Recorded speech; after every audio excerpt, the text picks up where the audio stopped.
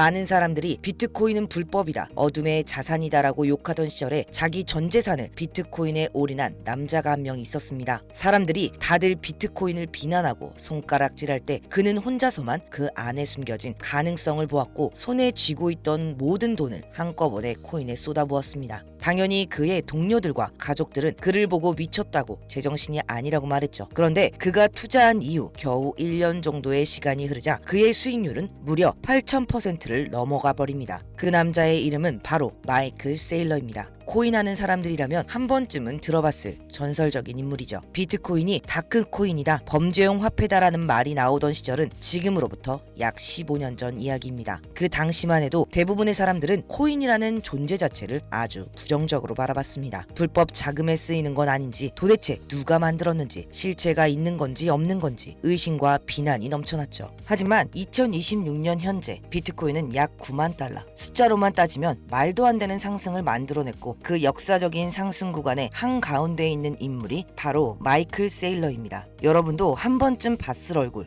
소프트웨어 기업 마이크로 스트래티지의 CEO. 그는 CEO이기도 하지만 실제로 거의 비트코인 전업 투자자에 가깝게 움직이고 있습니다. 그런데 여기서 정말 중요한 포인트가 있습니다. 만약 그가 이 투자에서 크게 실패했다면 감옥까지 갈 수도 있는 상황이라는 점입니다. 왜냐하면 개인 돈만이 아니라 회사 자산을 통째로 끌어다가 비트코인을 매수하고 있기 때문입니다. 겉으로 보면 정말 제정신이 아닌 사람처럼 보일 수도 있습니다. 그런데 2024년 10월 그는 향후 3년 동안 무려 58조 원어치의 비트코인을 추가로 매수하겠다고 발표했습니다. 그리고 그 발표 직후 놀라운 일이 벌어집니다. 비트코인이 바로 신고가를 돌파해버린 겁니다. 이게 처음이 아닙니다. 2021년 대폭등전 그리고 2025년 신고가 직전에도 그는 항상 오르기 직전에 공개적으로 매수를 선언했습니다. 이런 일이 반복되다 보니 사람들의 사이에서는 이런 말이 나오기 시작합니다. 이 사람 뭔가 알고 있는 거 아니냐. 최근에는 더 충격적인 소식이 나왔습니다. 그가 회사 자산과 개인 자산을 합쳐 무려 90% 이상을 코인 매수에 투입했다는 사실입니다. 일반 개인 투자자들도 자산의 90%를 한 자산에 넣는 건 상상하기 어렵습니다. 그런데 그는 아무렇지도 않게 오히려 자신 있게 그 선택을 했습니다. 그리고 중요한 지점이 바로 여기서부터입니다. 그는 비트코인만 산 게 아닙니다. 알트코인까지 함께 담았습니다. 그래서 자연스럽게 이 질문이 나오기 시작했습니다. 마이클 세일러는 비트코인 말고 도대체 어떤 코인을 보고 있는가? 공식적으로 밝힌 적은 없지만 여러 정황을 종합해보면 그가 매수하고 있는 코인 중 하나가 시바이누일 가능성이 굉장히 높다는 분석이 나옵니다. 실제로 마이클 세일러 소유로 추정되는 지갑에서 수억 달러 규모의 시바이누 물량이 꾸준히 쌓이고 있는 정황이 포착됐습니다. 비트코인 외에는 거의 손대지 않던 사람이 하필이면 밈코인이라고 불리던 시바이누를 담고 있는 점, 이건 그냥 우연이라고 보기엔 너무 이상한 장면입니다. 여기서 한 가지 더 중요한 사실이 있습니다. 미국 정부 역시 시바이누를 보유하고 있다는 점입니다. 현재 확인된 물량만 해도 수백억 달러의 규모. 정부 차원에서 이 정도를 들고 있다는 건 우리가 보지 못하는 다른 지갑에는 더 많은 물량이 있을 가능성도 충분하다는 의미입니다. 마이클 세일러와 미국 정부, 이 두 거물이 비슷한 시기에 같은 자산을 보고 있다는 건 굉장히 의미심장합니다. 그래서 여기서 중요한 질문은 시바이누가 오르냐 마냐가 아닙니다. 이쯤 되면 이 질문을 안 할 수 없습니다. 이건 단기 펌핑이 아니라 구조를 보고 움직이는 자금이 아닌가? 그리고 바로 여기서 지금 시바이누를 어떻게 봐야 하는지 정리됩니다. 지금 같은 시장에서는 얼마나 오를까 보다 흔들릴 때 버틸 수 있느냐가 훨씬 중요해집니다. 시바이누는 전 세계 주요 거래소에 상장이 돼 있고 특정 국가나 정책 리스크에 묶이지 않으며 위기 국면에서도 거래가 끊긴 적이 없는 검증된 유동성 자산입니다. 그래서 자금의 입장에서는 불확실성이 커질수록 가장 먼저 다시 들여다볼 수밖에 없는 자산 후보가 됩니다. 지금 시바이누가 조용한 이유도 바로 여기 있습니다. 움직임이 없는 게 아니라 움직이기 전 단계이기 때문입니다. 그리고 문제는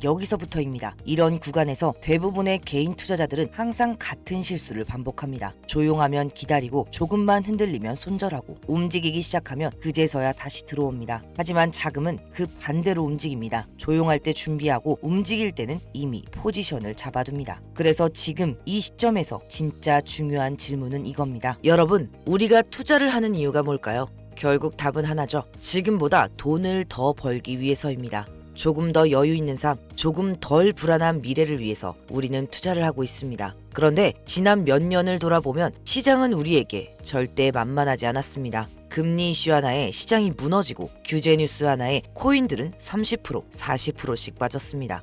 이 시기를 우리는 혼란과 불안의 시간으로 기억하겠지만 나중에 사람들은 이렇게 말하게 될 겁니다. 그때부터 세상이 바뀌기 시작했지. 사람들의 손으로 하던 일들이 조용히 그러나 빠르게 시스템과 인공지능으로 넘어간 시점. 그리고 이 변화는 투자 시장도 예외가 아닙니다. 우리가 너무 익숙한 방식이 있죠. 차트 보고 감으로 눌림목 잡고 알람을 맞춰놓고 하루에도 몇 번씩 가격을 확인하고 이걸 내 손으로 직접 해야 투자다 이렇게 믿어왔습니다. 그런데 냉정하게 말해서 이 방식으로는 지금 시장에서 절대 이길 수 없습니다. 저도 이 과정을 직접 겪어봤기 때문에 확실하게 말씀드리는 겁니다. 이 시장은 이미 사람이 아니라 프로그램과 시스템이 주도하고 있습니다. 우리는 감정에 흔들리고 집중력이 떨어지고 하루 종일 시장을 볼 수도 없습니다. 이 구조에서 개인이 계속 직접 싸우는 건 처음부터 불리한 게임입니다. 그래서 이제 중요한 질문은 내가 더 잘 맞힐 수 있느냐가 아닙니다. 내 대신 일해줄 구조가 있느냐, 이 차이입니다. 감정 없이 지치지 않고 정해진 규칙대로만 계속 움직이는 구조. 이게 없으면 아무리 공부를 많이 해도 결국 사람의 한계를 넘을 수 없습니다. 그래서 여기서 등장하는 개념이 DCA 구조입니다. 원래는 현물 시장에서 장기 투자로 쓰던 방식이죠. 조금씩 나눠서 사고 평단을 낮추고 조금이라도 반등하면 정리하는 구조. 이 원리를 단기 매매 구조로 가져오면 이렇게 바뀝니다. 총 자본이 얼마든 상관없이 첫 진입은 아주 작게 들어갑니다. 예를 들면 $20, 3만 원 정도입니다. 가격이 조금만 올라도 바로 수익을 확정합니다. 반대로 가격이 반대로 움직여도 한 번에 크게 물타지 않습니다. 11회로 나눠서 구간마다 아주 조금씩만 추가로 들어갑니다. 이러면 가격이 조금만 되돌아와도 평단 아래에서 바로 정리가 가능한 구조가 만들어집니다.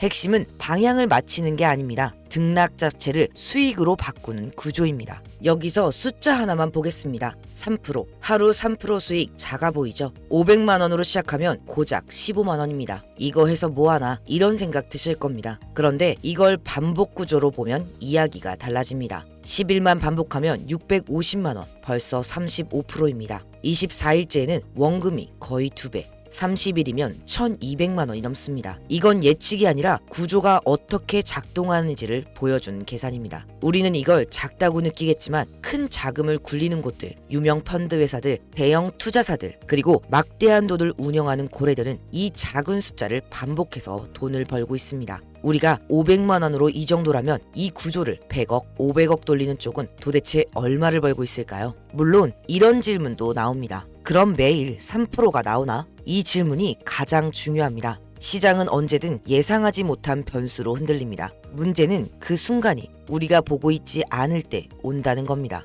그래서 감정도 없고 망설임도 없고 정해진 규칙대로 24시간 움직이는 프로그램과 AI가 필요한 겁니다. 저도 처음엔 반신반의했습니다. 그래서 말이 아니라 제 돈을 직접 넣고 한 달 동안 그대로 돌려봤습니다. 15,000달러로 시작해서 한 달 뒤 28,000달러를 달성했습니다. 이 구조는 운이 아니라 설계의 문제입니다. 시장이 오르든 내리든 횡보를 하든 같은 기준으로 계속 작동해야 합니다. 그래서 먼저 기준과 로직부터 하나씩 정리했습니다. 그리고 여기서 가장 중요한 포인트는 목표 수익률을 달성하지 못하는 날은 있어도 감정적으로 손절로 마무리된 날은 단 하나도 없다는 점입니다. 지금도 제 휴대폰 속에서 이 구조가 그대로 돌아가고 있습니다. 자, 여기까지 들으신 분들 중에는 이런 생각이 드실 겁니다. 이거 좋아 보이기는 하는데 나 같은 사람도 할 수 있는 걸까? 그래서 이 부분은 분명하게 말씀드리겠습니다. 이건 매매를 잘하는 사람을 위한 구조가 아닙니다. 차트를 오래 보고 타점을 정확히 맞추고 뉴스를 빨리 해석해야 되는 방식이면 저도 말씀드리지 않았을 겁니다.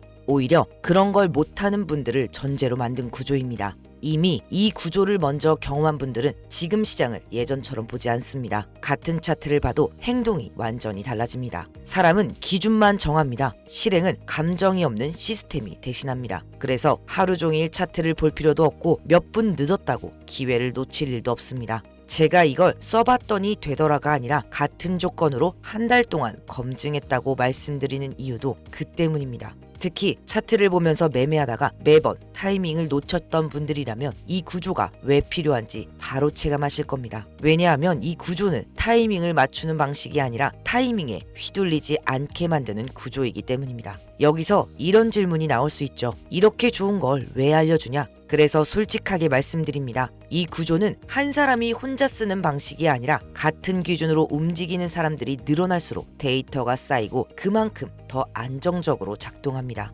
한 가지만 약속드리겠습니다. 돈을 맡기라는 말 안 하겠습니다. 종목을 찍어주는 방식도 아닙니다. 제가 알려드리는 건 무엇을 사라가 아니라 내가 흔들리지 않게 만드는 구조와 세팅입니다. 그래서 이 구조를 한 번이라도 경험하면 투자에서 싸우는 방식 자체가 완전히 달라집니다. 해보고 맞지 않으시면 바로 그만두셔도 됩니다. 하지만 아예 해보지도 않고 지나간 선택은 나중에 가장 오래 남습니다. 저도 제 돈을 넣고 같은 기준으로 쓰고 있기 때문에 이 구조에 민감할 수밖에 없습니다. 이건 믿으라는 이야기가 아닙니다. 직접 확인해보고 판단해 보시라는 제안입니다. 그래서 지금 이 영상을 보시는 분들께만 이 구조를 그대로 공유해 드리려고 합니다. 다만 아무한테나 공개하진 않겠습니다. 이 구조를 직접 경험해보고 싶으신 분들만 신청 남겨주세요. 영상 아래에 신청 링크를 남겨두겠습니다. 구독과 좋아요 이후에 신청이라고만 남겨주시면 됩니다. 저는 PDF 파일 하나만 던져주고 끝내는 방식이 아니라 신청해주신 분들의 투자 성향과 시드 상황에 맞게 한 분 한 분 직접 세팅 방향을 같이 잡아드릴 겁니다. 그래서 먼저 신청해주신 분들부터 순서대로 안내드릴 수밖에 없고요. 신청이 많아질 경우 일정 인원까지만 우선 안내드릴 수도 있습니다.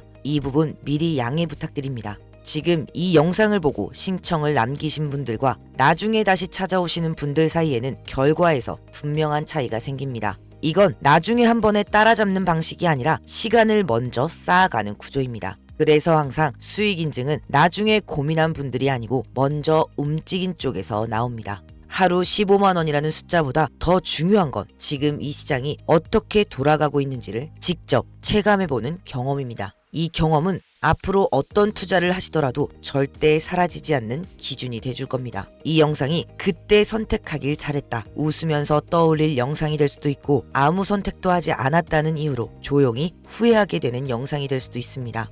투자에서 가장 아픈 건 손실이 아니라 기회 앞에 서 있는데 아무 행동도 하지 않았다는 기억입니다. 이번 영상을 여기까지 보신 분들이라면 제발 이 기회만큼은 그냥 흘려보내지 않았으면 합니다. 링크는 영상 아래에 남겨두었습니다. 이번 영상은 여기까지입니다. 시청해주셔서 감사합니다.